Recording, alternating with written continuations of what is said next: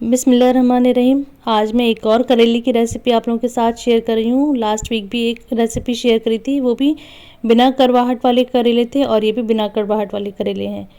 तो बहुत मज़े की बनती है और ये रेसिपी है चने की भरे हुए करेले। अस्सलाम वालेकुम। आज मैं भरे हुए करेलों की रेसिपी शेयर कर रही हूँ। करेले कीमा से भी भरकर बनाए जाते हैं, मसाले से भी भरकर बनाए जाते हैं और चने की दाल से भी भरकर बनाए जाते हैं। तो आज मैं बना रही हूँ चने की दाल के भरे हुए करेले।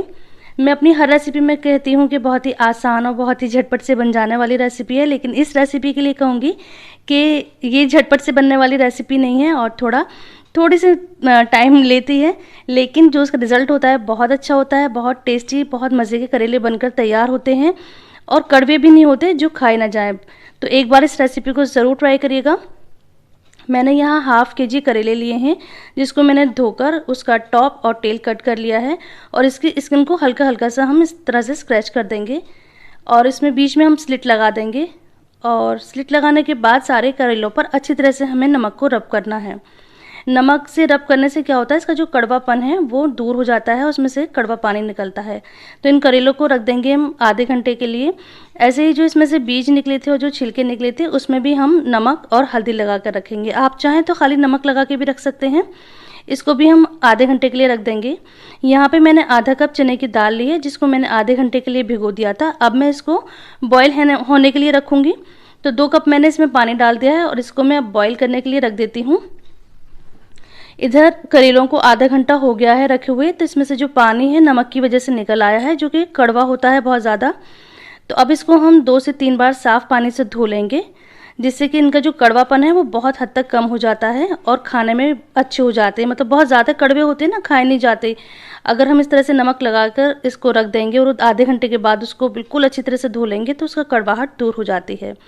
अब पानी से धोने के बाद इसको हम अच्छी तरह से स्क्वीज़ करके रख देंगे, जिससे कि इसका जो पानी है वो बिल्कुल खुश्क हो जाए। इसी तरह से जो बीज थे, बीजों को भी हम धोएंगे।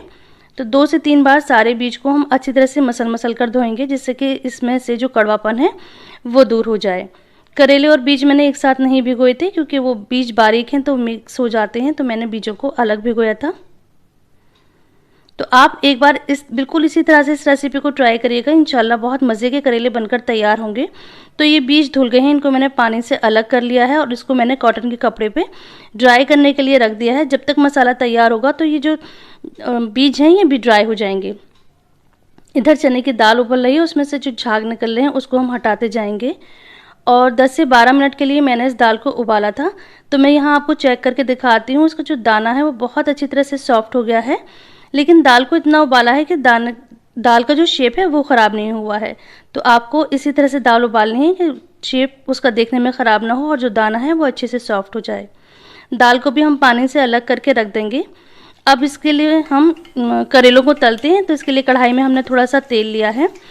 आप देखते होंगे कि अगर आप करेले बनाती हैं तो आप जब करेले भरकर उसको तलती हैं तो उसके बाहर की लेयर है वो अच्छे से फ्राई हो जाती है और अच्छी तरह से पककर तैयार हो जाती है। जो बाहर से तो अच्छी हो जाती है, लेकिन असल कड़वाहट करेलों की अंदर होती है, अंदर की स्किन कच्ची रह जाती है।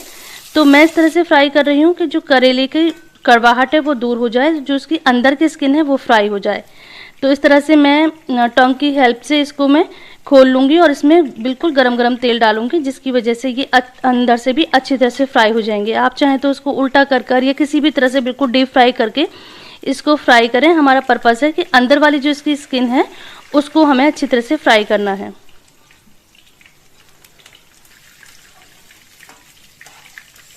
तो इस तरह से मैंने सारे करेलों को फ्राई करके निकाल लिया है। अब इसी तेल में मैंने बीज को फ्राई करा है। बीजों को हम अलग ही फ्राई करेंगे। तो 2 मिनट के लिए यहाँ पर हम बीजों को फ्राई करेंगे और उसको भी हम तेल से अलग कर लेंगे। अब इसका हम मसाला तैयार करते हैं। तो यहाँ पे मैंने 2 बड़ी साइज़ की प्याज ली है, जिसको मैंने स्लाइस में बारीक बारीक कट कर लिया है। तो इन प्याज को हम तेल में डालेंगे और इनको फ्राई करेंगे।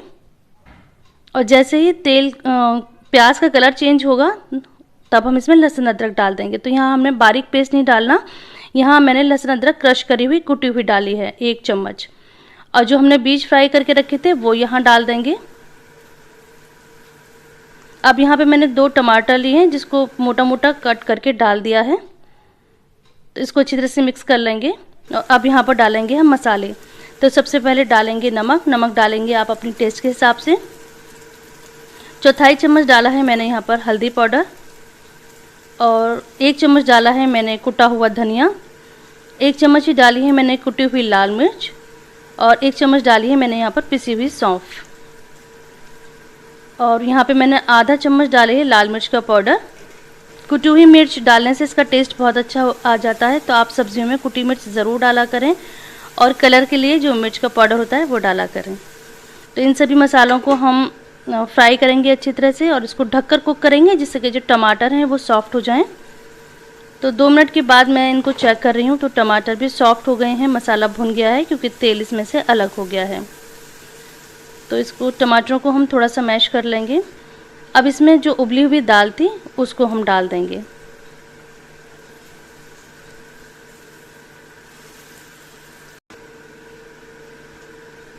ये डाला है मैंने गरम मसाला का पाउडर, और थोड़ी सी यहाँ पर मैंने डाली है खटाई यानी आमचूर पाउडर। आधा चम्मच मैंने यहाँ पर आमचूर पाउडर डाला है। इन सबको मिक्स कर लेंगे। तो ये हमारी स्टफिंग तैयार हो गई है, मसाला इसका तैयार हो गया है। अब हम करेलों को भरते हैं। तो एक एक करेला लेंगे, और जितनी आपको स्टफिंग पसंद है, जितना ज़्यादा मसाला भरा हुआ पसंद है, आप उसको उतना भरें और सबको एक साइड से रखते जाएं। तो इसी तरह से कुछ कुछ बनाए जाते हैं भरवा कीमे के करेले, कीमा भरकर करेले बनाए जाते हैं, वो बहुत मज़े के बनकर तैयार होते हैं। इंशाल्लाह आगे कभी शेयर करेंगे। तो यहाँ पे सारे करेले भर गए हैं, अब इनको बंद करते हैं। तो ये है मोस्ट इंटरेस्टिंग काम, इसको धागा लपेटना। बचपन में जब हम करेले नहीं खाते थे तो हमारा काम होता था है सिर्फ जब कोई खाता था करेले तो उसका धागा खोलना, तो वो हमें पसंद था। तो इस तरह से सारे करेलों पर धागा लगा लिया है, इनको बंद कर दिया है। अब जो बचा हुआ मसाला था, जो बची हुई दाल थी, उसको मैंने कढ़ाई में डाल दिया है और 1 मिनट के लिए गर्म कर दिया है। और उसी मसाले के ऊपर हम करेले रख देंगे और इसको 2 मिनट के लिए फ्राई करेंगे। तो मसाले के साथ हम जब इनको सर्व करते हैं, बनाते हैं, तो इसका टेस्ट बहुत अच्छा हो जाता है। आप जब भी इसकी स्टफिंग करें तो इस हिसाब से स्टफिंग करें कि थोड़ा सा मसाला बच जाए, जिससे हम कढ़ाई में उसको साथ भून लें। और इसमें मैंने बस आधा कप पानी डाल दिया जिससे कि इसमें स्टीम बन जाए। हमें इतना पानी नहीं डालना कि उसमें शोरबा या ग्रेवी हो जाए, बस आधा कप मैंने पानी डाला है जिससे कि इसमें अच्छे से स्टीम बन जाए और जो करेलों में थोड़ी सी गुंजाइश रह गई थी वो सॉफ्ट हो जाए। तो अब मैंने गैस की फ्लेम बिल्कुल लो कर दी है। मीडियम फ्लेम पे मैंने इसको कुक करा था पानी डालने के बाद, और इसको हम अच्छी तरह से मिक्स कर लेंगे। अब मैं यहाँ पे आपको चेक करके दिखाती हूँ कि करेले बिल्कुल अच्छी तरह से सॉफ्ट हो गए हैं और खाने में भी मज़े के हैं, बिल्कुल सॉफ्ट बनकर तैयार होते हैं। और इसकी जो कड़वाहट है वो इतनी है कि खाने में बहुत अच्छी लगती है। तो ज़रूर ट्राई करिएगा ये रेसिपी। आई होप कि आपको पसंद आई होगी। रेसिपी पसंद आती है तो वीडियो को लाइक करिए, चैनल को सब्सक्राइब करिए।